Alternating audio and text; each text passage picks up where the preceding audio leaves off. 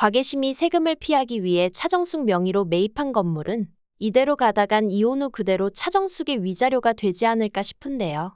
토지나 아파트, 그리고 상가까지 부동산은 다른 것도 많은데 뜬금없이 등장한 것이 왜 하필 건물이고 차정숙이 이걸 어떻게 사용할지 궁금해지는데요. 서일항에게 미술 입시를 계속 시켜주기 위해 대출을 받으려 은행을 찾았던 차정숙은 자신에게 건물 담보대출이 있다는 걸 알게 되었습니다. 정말 우연히 건물의 존재를 알게 된 상황이었는데요. 추가로 훨씬 많은 대출이 가능했지만 차정숙은 건물을 건들지 않았고 자신이 알게 되었다는 것도 가족들에게 티내지 않았습니다. 만약에 여기서 과계심에게 건물 이야기를 꺼냈으면 과계심이 차정숙과 함께 은행에 가서 대출을 더 받았거나 명의를 바꿨을 것 같은데 다행히 그대로 차정숙 명의로 남게 되었네요. 건물에는 이미 상당한 대출이 잡혀 있어서 과계심이 벌써 사기를 당한 게 아닌가 했지만 과거 회상 장면에서 인감을 떼는 차정숙의 머리가 지금처럼 짧은 단발이 아니라 긴 머리인 것으로 보아 건물 매입 당시에 진행했던 대출인 듯합니다. 인감은 유효기간이 발행일로부터 3개월밖에 안 되는데 그 뒤에 추가적으로 과계심이 차정숙에게 인감 서류를 요청한 적이 없으니 과계심이 아직 그 건물 앞으로 추가 대출을 진행하지 않은 것 같은데요. 하지만 과계심이 조만간 큰 사고를 치긴 칠 것 같아 보여서 건물 대신에 아들 명의로 되어 있는 집에 대출을 받은 것은 아닌지 의심이 되네요.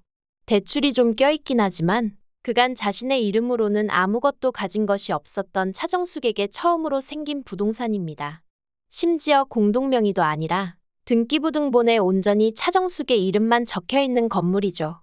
하지만 차정숙은 이 사실을 알고 건물에 찾아가 기뻐하기는커녕 쓸쓸해했습니다.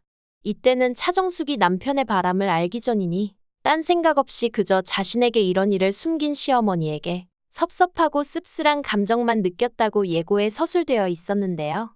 하지만 가족들이 기를 쓰고 숨기려 했어도 차정숙은 벌써 서인호와 최승희의 관계를 눈치채고 말았습니다. 차정숙은 달력에서 하나하나 날짜를 맞춰보며 충격적인 진실에 하루 종일 펑펑 울었지만 이내 눈물을 닦고는 블랙드레스를 쫙 빼입고 호텔 생일 파티에 등장했는데요. 언제까지고 울고 있을 수만은 없고 차정숙도 현실적으로 이혼이라는 선택지를 머리에 떠올렸을 텐데 그간 가정주부로 헌신해왔으니 악에 바쳐서라도 위자료를 계산해봤을 것 같습니다. 그리고 당연히 자신의 명의로 되어 있는 건물을 떠올릴 수밖에 없어 보이는데요. 바람난 아들 때문에 열어주기로 한 며느리 생일 파티에도 과계심은 자신은 모피코트를 사면서 며느리 선물은 가방은 비싸니 좀 더 싼 것으로 고르며 징글징글한 모습을 보여주었었죠. 이런 부분에서 역시 그럼 그렇지 변하지 않는 시어머니다운 리얼리티가 느껴졌네요.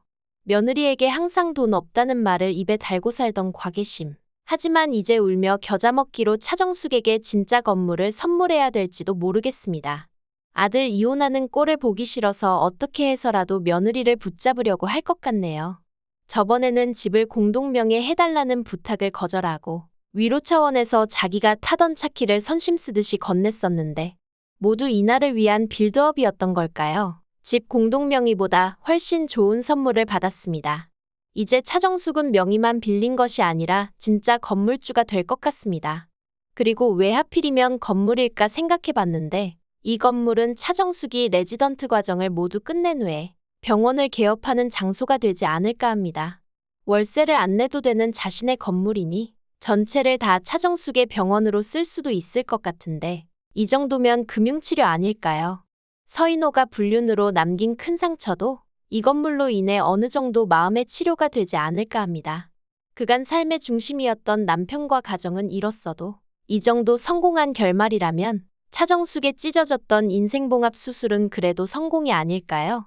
구독과 좋아요를 눌러주시면 제가 영상을 만드는데 큰 힘이 됩니다. 시청해주셔서 감사합니다.